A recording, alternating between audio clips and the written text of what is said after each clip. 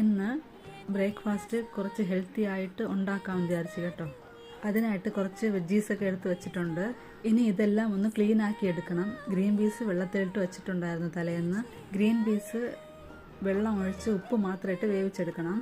വളരെ സിമ്പിളായിട്ടും പെട്ടെന്ന് ഉണ്ടാക്കാൻ പറ്റിയതുമായിട്ടുള്ള ഐറ്റംസൊക്കെയാണ് കേട്ടോ ഇതൊക്കെ.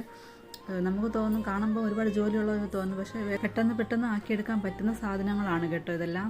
അപ്പോൾ കോളിഫ്ലവറെല്ലാം മസാല തേച്ച് വെച്ചിട്ടുണ്ടായിരുന്നു. ഇനി ചെറിയ അല്പം മാത്രം ഓയിൽ ഒഴിച്ചിട്ടൊന്ന് ടോസ്റ്റ് ചെയ്തെടുക്കണം. അപ്പോൾ കോളിഫ്ലവർ ഫ്രൈ ആക്കാൻ വേണ്ടിയിട്ട് വെച്ചിട്ടുണ്ട്.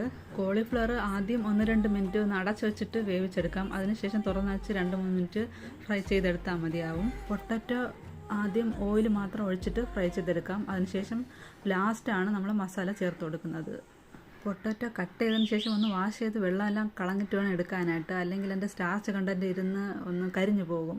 അപ്പം നമ്മുടെ പൊട്ടറ്റോ എല്ലാം നമ്മൾ ഫ്രൈ ചെയ്ത് എടുത്തിട്ടുണ്ട്. നമ്മൾ ഗ്രീൻ പീസും കൂടെ ആക്കിയെടുക്കണം. ഇനി കോളിഫ്ലവർ ഫ്രൈ ചെയ്തെടുത്തതിന് ശേഷമുള്ള ഓയിലില്ലേ, അതിലാണ് നമ്മൾ മുട്ട ചിക്കിയെടുക്കുന്നത്. മുട്ടയും ചിക്കി പൊരിച്ചെടുക്കുന്നുണ്ട്. ഇത് നല്ല ടേസ്റ്റാണ് ഇങ്ങനെ ചെയ്യുമ്പോഴത്തേക്കും. ഇപ്പോൾ കുറച്ചും കൂടെ മസാല ഇട്ട് ഒന്ന് ഇളക്കിയെടുക്കുന്നുണ്ട്. ഇനി ഇതെല്ലാം നമുക്ക് പ്ലേറ്റിൽ അറേഞ്ച് ചെയ്ത് വയ്ക്കാം. കോളിഫ്ലവർ, പൊട്ടറ്റോ, മുട്ട, പിന്നെ ഗ്രീൻ പീസ്, വെജീസ് ഇതെല്ലാം കൂടി കഴിക്കുമ്പോൾ നല്ല കിഡു ടേസ്റ്റാണ്, അടിപൊളിയാണ്.